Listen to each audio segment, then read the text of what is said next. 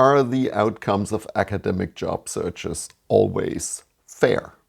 In a few of my previous videos, I've occasionally got some comments that say like, this is all not worth it anyway. It's not worth preparing for these job interviews because what's going on there is sometimes just not fair. Also, every once in a while you hear people talk about, I can't believe such and such got this job, and did you see how few publications they have or how little grant money they have acquired?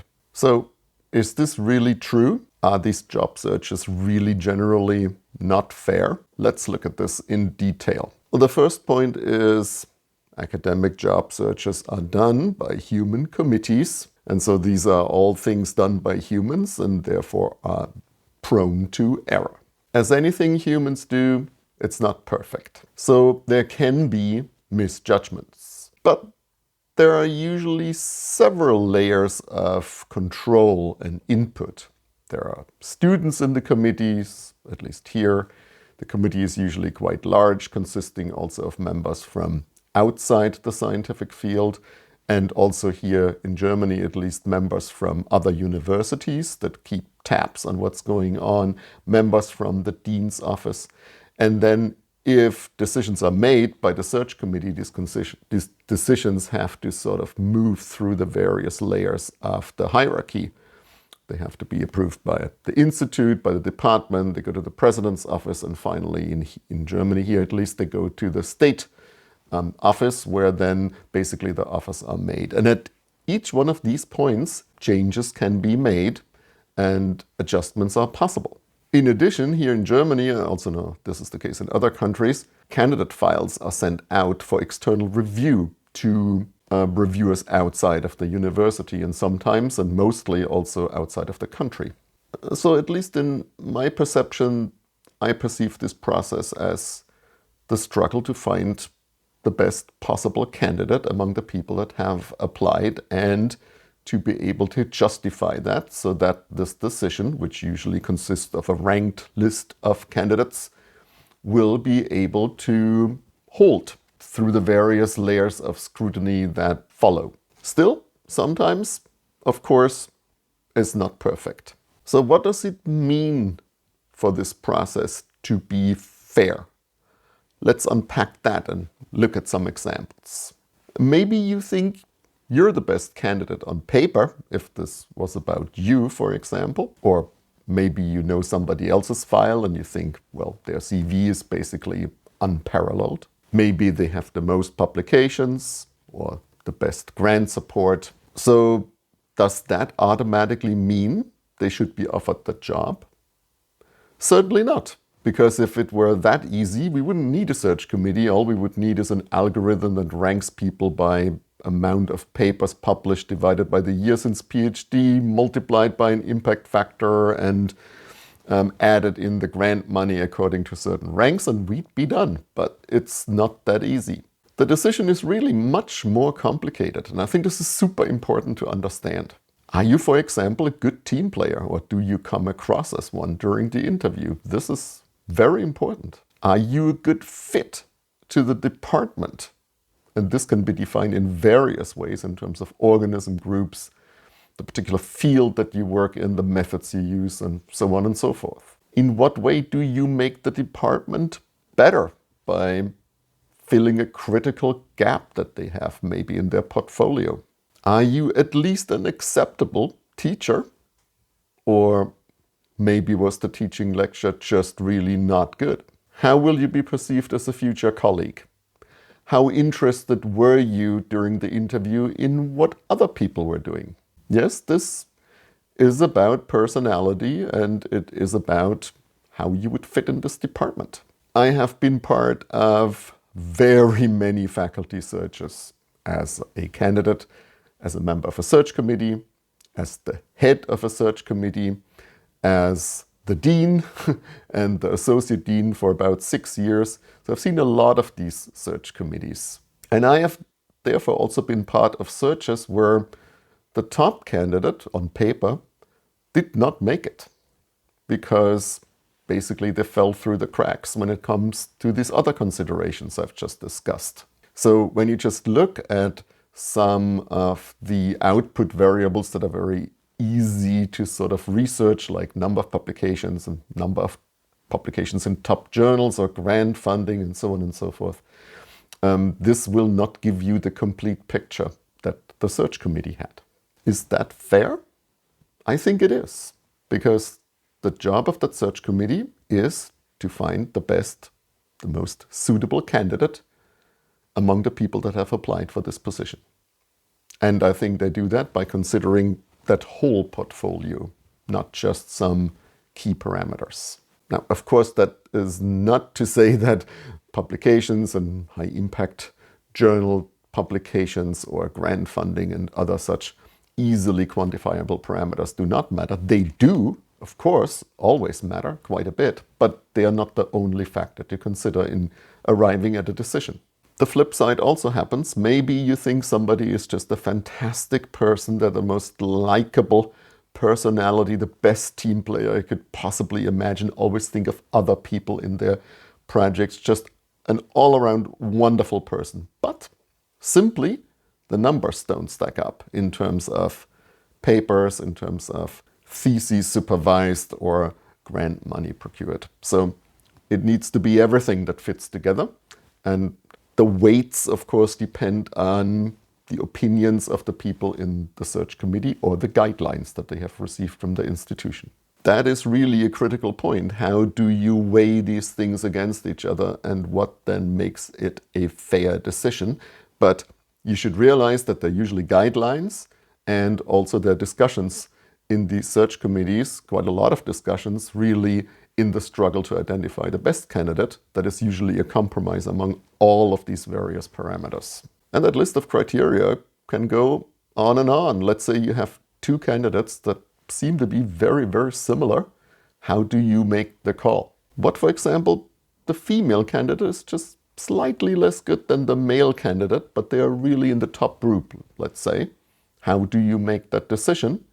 Maybe it's very important for this department, for various strategic reasons, to have more female professors. Then maybe they're justified in offering the position first to the female candidate. If those two candidates that are at the top are equally qualified, and one is male and female, then very often it is the law, like for example here, to make the offer to the female candidate. But what if they're not exactly equal? And equal according to what set of criteria, right? I mean, this is a whole set of criteria. You're never really gonna have two people being exactly the same in all respects. How do you make that call, and how is that going to be done in the most fair way? It's simply complicated. Or consider another scenario where the absolute top candidate in terms of research with respect to all of the parameters you could consider is amazing, but then the students come back from the teaching lecture and say, this person will be a horrible lecturer.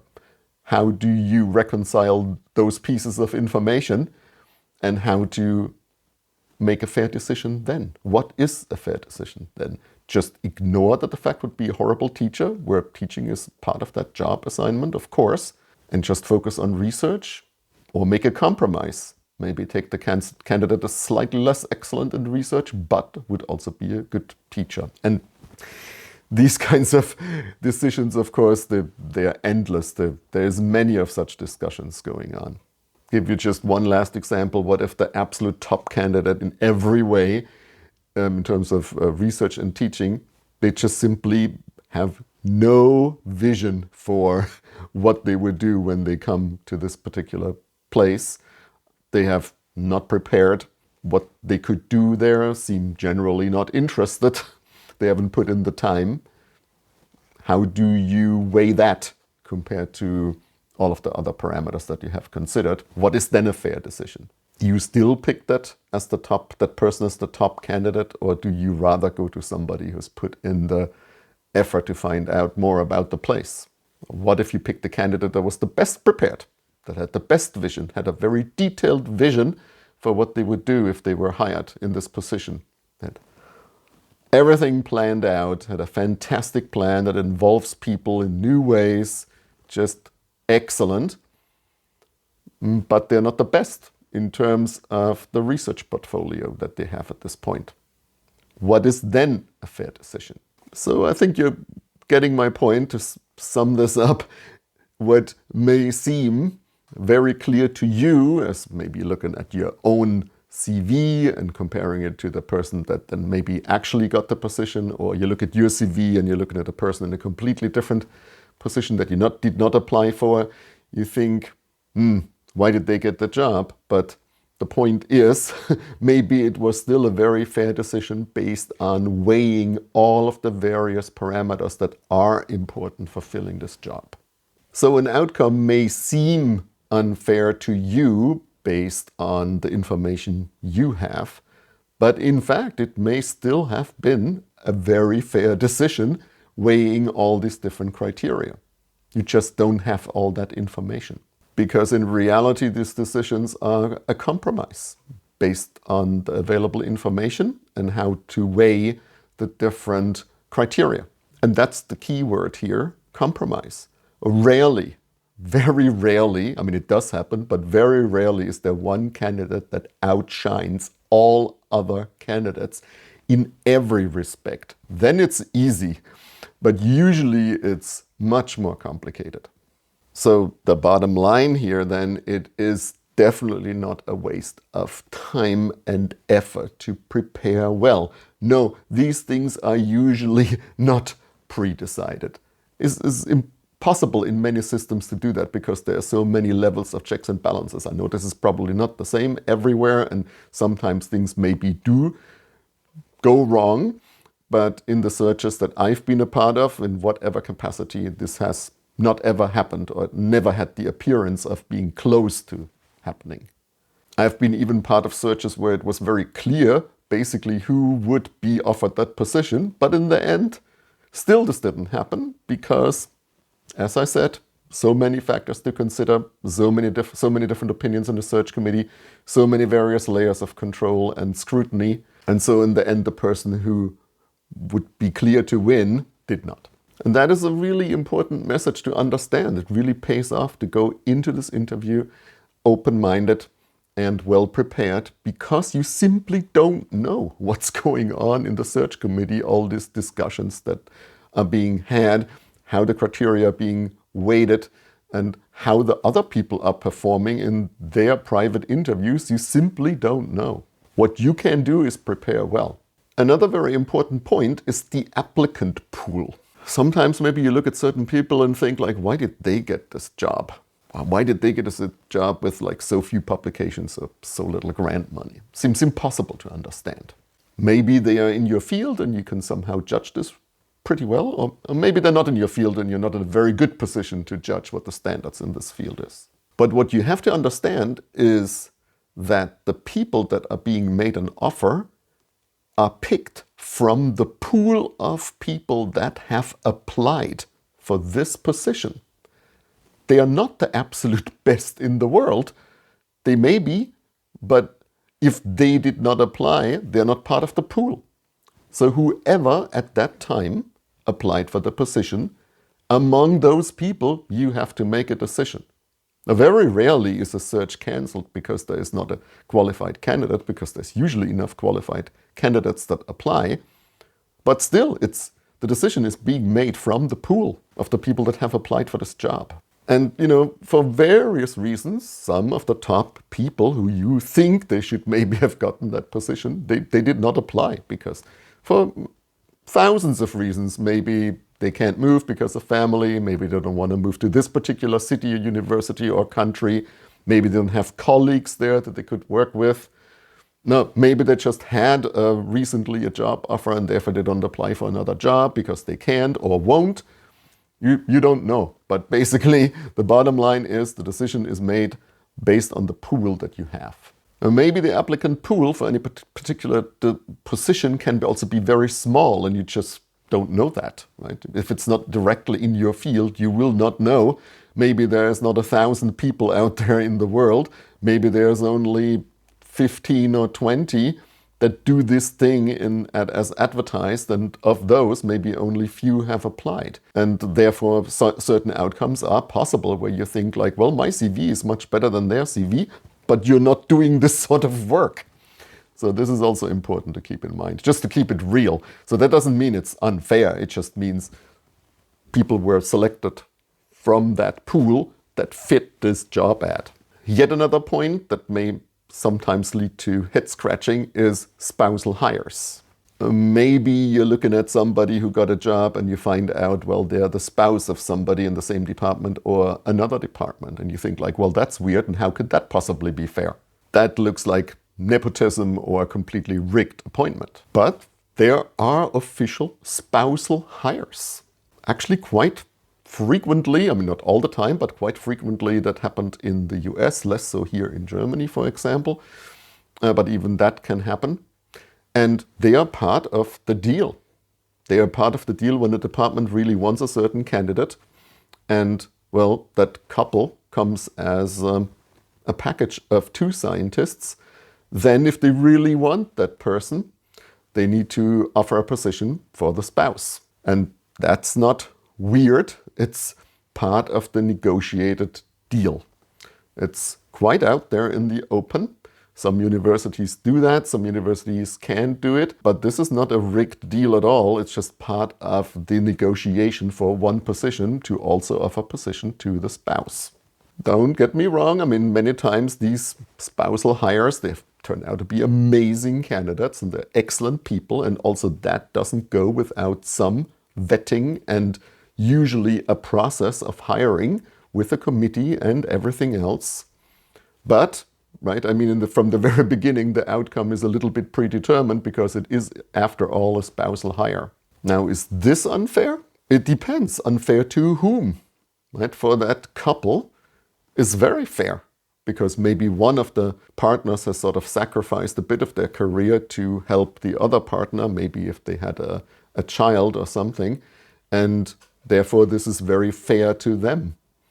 But maybe it's not fair to other people who might have also applied for the position if it had been an open competition. Then again, maybe that job would have never been opened because the department would have never hired anybody for this position anyway. You don't know that.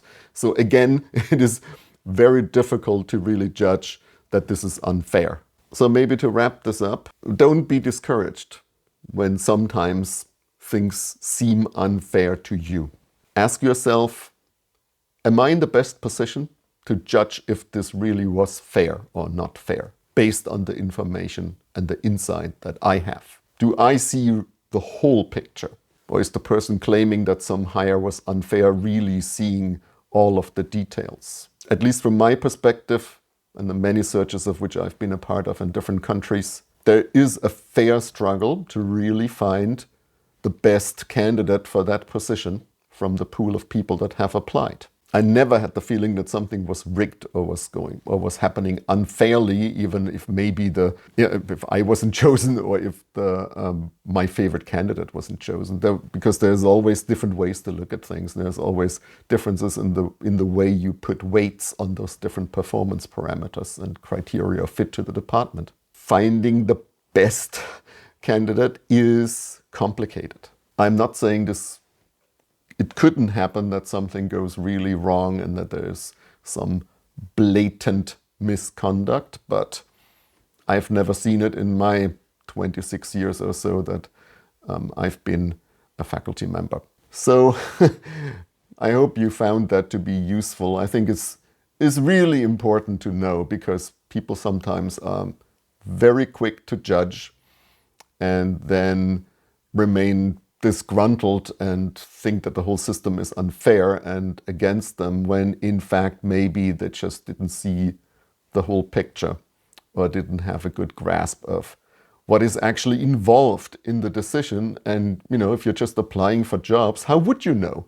I mean, how would you know how complex this decision in a search committee is if you've never been part of one? So, and I guess my final recommendation is if you have the opportunity to be in a system where you can participate in a search committee early on, maybe even already as a student or as a postdoc, which is possible in certain countries, maybe not everywhere and all the time, do take that opportunity because I think it is an eye-opener to really be a part of that process and to see what really goes on behind the scenes. And I hope you will find that it's like I said, that there is an honest struggle to really find the best fit for this particular position.